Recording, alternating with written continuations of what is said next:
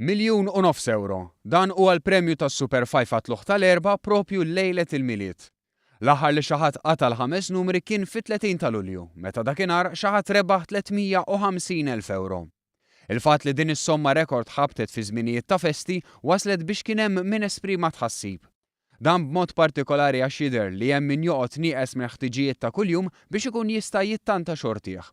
Tħassib f'dan is-sens esprimiħ ukoll il-Ministru għall-Familja u s-Solidarjetà Soċjali Michael Farrugia meta mitlub jikkummenta minn One News. L-infiq ukoll ta' ċertu familji Maltin u Għawċin. Minħabba li l-priorità tagħhom tkun tentazzjoni, minħabba li l-ammont huwa wieħed sostanzjali u illi jattirhom biex il-priorità tagħhom tinbidel. Illi jippreferu jmorru jixtru biljett milli jonfquhom fuq it-tfal tagħhom u jonkella il-familja tagħhom.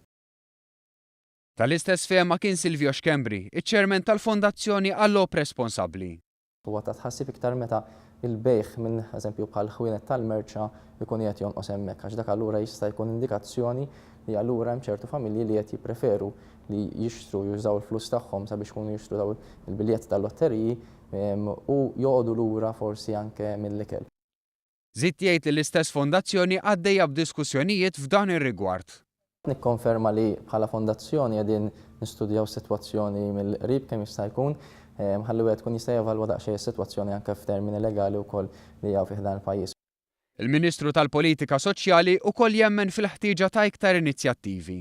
Personalment inkwetat u naħseb li hemm bżonn li ġewwa pajjiżna jittieħdu inizjattivi biex affarijiet bħal dawn jiġu ma jkomplux.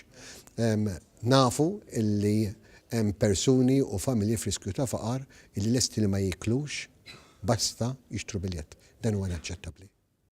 Xkembri tkellem ukoll dwar il-fatt li l-kumpanija Maltco li tieħu ħsieb is-Super 5 hija involuta fl-istess fondazzjoni. Nista' ngħidu li Maltco hija waħda mill-membri tagħna tal-fondazzjoni ukoll anke skont il-kuntratt li rebħet il-Maltco hija tagħti allokazzjoni għall-istess fondazzjoni. Madankollu dan ma jfisser xejn kull ma jfisser li anke aħna nkunu nistgħu nagħmlu konsultazzjoni mal-istess kumpanija sabiex anke nuru tħassib tagħna.